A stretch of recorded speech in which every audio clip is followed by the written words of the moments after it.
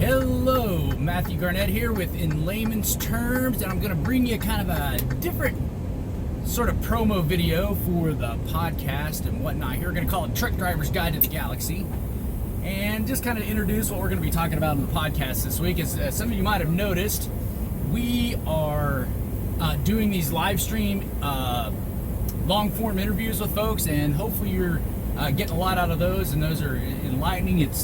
I think it's definitely a lot more fun for me to engage some of these folks, you know, in that format than to listen to me blah blah blah the entire time. So that's a good time. This week we're going to have the abridged version of Lex Luthor fame from Twitter. We'll have that out this week. Also, we're going to be live streaming with Joy Pullman of the Federalist, so that should be really interesting. And yeah, so we'll get to all that, and we'll talk about what we're going to be, what Lex and I talked about, and kind of preview what I'm going to talk about with Joy. But before we get to all that, you all should know I'm a truck driver, and as you can see, I've got the cameras up here, and I'm going to show you some like really intense city driving here. We are in Toronto, Canada right now, and as you can see, Toronto always has traffic. It's 1:40 in the middle of the day, and you wonder where all these people are going. Well, it's just the fact that Canadians don't know how to build roads in major cities. They essentially have one major highway going through Canada, and that is it. It's not like, Chicago or New York or LA even, where you've got highways going all over the place. No, they've got one highway going through Toronto, essentially. And that's it. And so that's why everybody's out here. And so this is kind of what you deal with.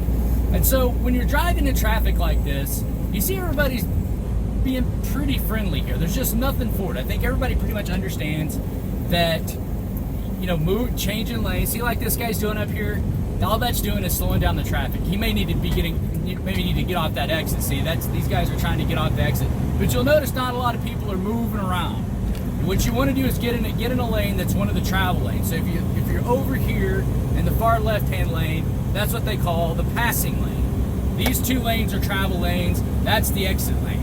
Okay. So these people are going to be getting off this exit, and really, if you can, you have the opportunity. See, I've got an opportunity here. I've got an opening right in front of a truck that's behind me to get in the travel lane. You just want to get in the travel lane and stay there. It's going to speed up. It's going to slow down. It's going to go back and forth. And that's what you want to try to do. You don't want to try to move lanes all the time, because that's really just you're going to be part of the problem and not part of the solution.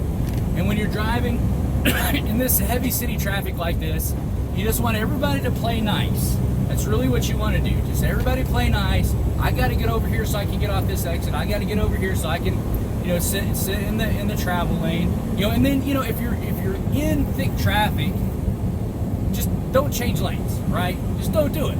But if you're moving like this a little bit, see, I can technically get over in the passing lane if I wanted to, but since I'm a truck in Canada, they want us in these two lanes, so fine. So I'm just going to sit here. But if you were a car, you could get over in the passing lane and cruise. But from there on, just stick with your lane, because that's really what ultimately slows down traffic. Because if somebody has to get in heavy traffic, somebody else has to slow down, and then that creates a chain reaction. All right. So you just want to play nice, be polite. Traffic is frustrating. I get it. I understand. But you weaving around all over the traffic, trying to get around it, you're not going to accomplish anything, especially in a place like Toronto. And as you can see, there's not a lot of that going on. Everybody knows, look, this is the deal. And you just accept it. All right. So that's the other thing. When you're out driving around, especially when you're in an unfamiliar place, I find it very, very helpful to pay attention to the traffic patterns, because pretty much if you're somewhere unfamiliar, just look around at how everybody else is driving. Toronto, generally speaking, is pretty chill. Everybody's very, yes, we've got places to go, but we understand how this works, and we're just all going to play nice. They're pretty, it's not too bad, generally. My experience. You might have had other experiences in Toronto if you've been there. But other places like Chicago, Detroit is pretty bad. People tend to drive on the more aggressive side. So while you still want to play nice, you have to drive a little bit aggressive. Otherwise, if you drive intimidated, you're really gonna cause problems. So you just kind of have to measure kind of the attitude of the traffic. That's kind of next level type driving skills. But the big thing is play nice, don't change lanes, get in the lane you want, and stay there. So you notice I'm not moving around a lot, I'm doing fine. Just sit right here, stuff will loosen up, and you'll be fine. If you need to change lanes in a situation like that, you see my head kind of bobbing back and forth. I'm going to check my mirrors, and I got to watch my load too. I'm a flatbed truck driver. Got to make sure I'm not dropping steel off on the road and that sort of thing. But you need to keep your eyes forward. That I can't tell you how critical that is, especially in a situation like this. I'm doing almost 60 miles an hour with an 80-foot load. You know, I'm 80,000 pounds. I can't afford to not notice what's going on up ahead of me, because at any given time, that traffic could stop. Now, let me give you a tip about that too. When you're driving through heavy traffic areas, now I'm going to get over because I have the opportunity to. That's the only reason I'm changing lanes here. And I'm just watching, making sure nobody is coming over there. That's another good tip there, before I get to another tip, is when you're changing lanes in heavy traffic, watch that lane change through. Don't just put your signal on, look once, and then get over, and then look ahead like nothing else is going on. You gotta watch that lane change through, make sure nobody's doing anything goofy while you're doing this. You gotta look way ahead. So that's the advantage I have as a trucker. The other thing you should do while you're in traffic is watch truckers, because I'm looking way ahead. We're way up higher than you are. If I see people braking, I'm gonna start braking. You see my brake lights come on, you know there's probably gonna be traffic stopped up here. So you gotta pay attention to that sort of thing. If you're gonna change lanes, you've got to be able to use your peripheral vision, look in the mirror. I'm still looking at the road here, even though I'm looking over at this mirror. I can still see directly ahead of me. The move generally when you're out on the highway and traffic's normal, you can take a quick glance behind you. But in this situation, you got to be super careful about that, because the traffic can stop on a dime. All right.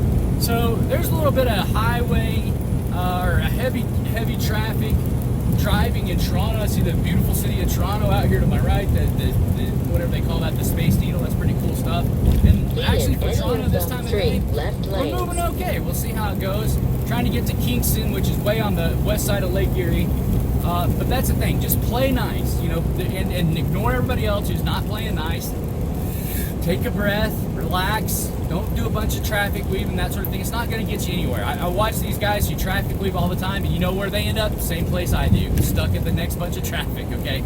So do that sort of thing. Careful in your lane changes, like I'm going to get back. See, now I'm in the exit lane. When you're driving in, that's another thing. When you're driving in cities, passing lane, travel lane, exit lane. All right, that's how it works. When you're traveling in cities, you want to travel in the travel lane, merge on the merge lane, pass in the passing lane. That's how it works. And that's where you should be cruising. If there's a travel lane, if there's two travel lanes, travel in either one of them. But right now I've got 3 lanes. I'm in the travel lane. That's where I should be. All right. One other tip before we give this up. When you're driving in a heavy traffic area, put Google Maps up. All right. I'm not a big Google fan, but their maps are excellent. They have traffic updates in real time, and it will show you on there where the traffic's fixing to slow down. So you can, and put your phone, if you're going to use Google Maps, put it up here in the window. Don't put it down so you have to look down at it. Put it up here so you can see it, and then you can see where the traffic's backing up before it backs up, and then always look way ahead, look way ahead, look way ahead. All right, enough of that nonsense. So there's your traffic tip of the week from the Truck Driver's Guide to the Galaxy. All right, so this week we've got Lex on. We covered, we talked about race the entire time. I thought we might talk about Lutheranism. We talked about Lutheranism a little bit, and I think this segment I'm going to play, I really start to talk about, you know, how well Lutherans do with this whole race thing.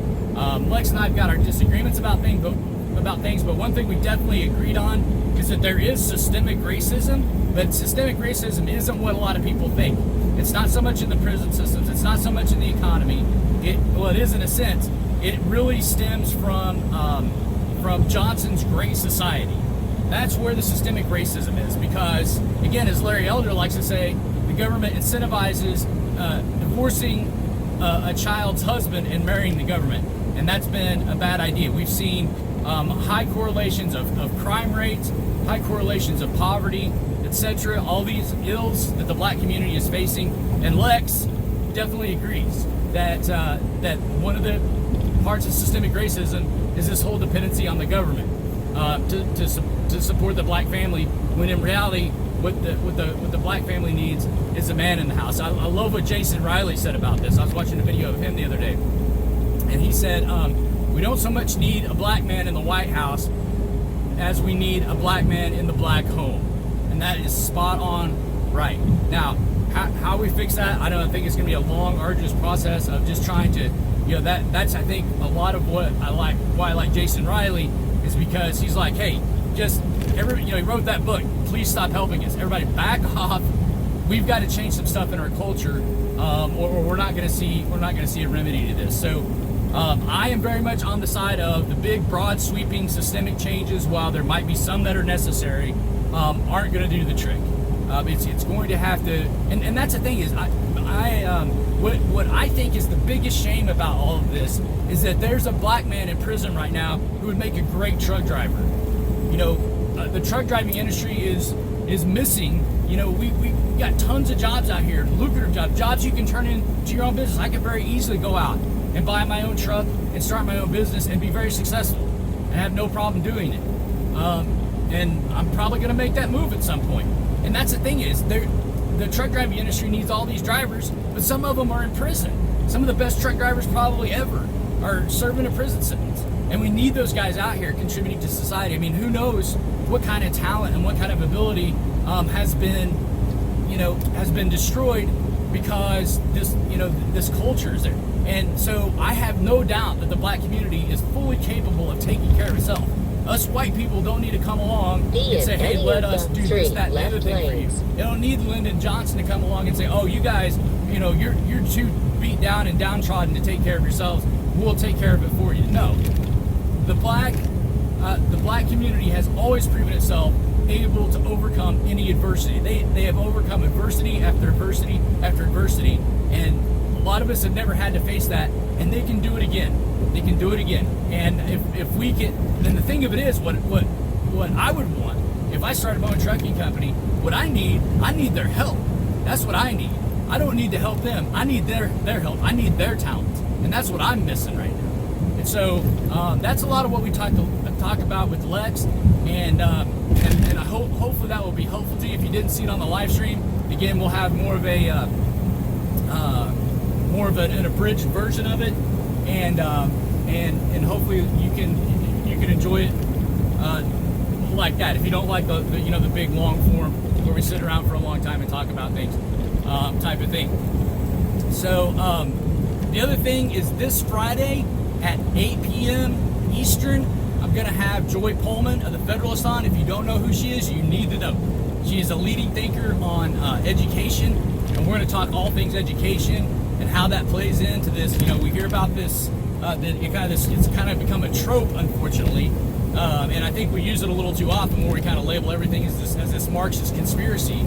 But there's some crazy stuff going on in education, and we're going to talk to Joy about it this Friday night. I hope you'll join us. We'll be on Facebook Live, and then of course same routine. We'll truncate that down to an abridged version. So if you don't like to sit around for 2 hours and listen to us pontificate about how our evil plans to save the world, as it were, then you can catch us on the truncated version. So so join us for that Friday night. Also, don't forget to go to laymanstermsradio.com or .org and donate to the Well Project. We need $50 from people. That's what we're asking for. I'm also going to start asking for people who have money, you donors, you know who you are, who have given to this, who believe in it, who think it's a good thing, who think it's a bad thing for part of the school curriculum for children is to carry buckets of water from rivers and streams. If you have money, we can take big donations, $5,000, $10,000, that we can funnel through a tax-deductible situation. Okay, so if you have that kind of donation in mind, we can take that. And if you need to talk to me about it, hit me up with an email at discussion@laymanstermsradio.org, and we can discuss it. But yeah, if you want to donate big, that's kind of what we need right now. We need some people to step up to the plate. We have several people giving, the $50, and that's great. But we're going to have some people really step up with some sizable donations to kind of get us finally there. I think is what's going to happen. We can chip away at it, but I would really hope for a $10,000, $15,000 donation would really help if you have the means. Okay, and you need a tax write-off. All right. Anyway, check out all that programming this week that'll be coming out, and we'll look forward to seeing you. Take care. See you next week.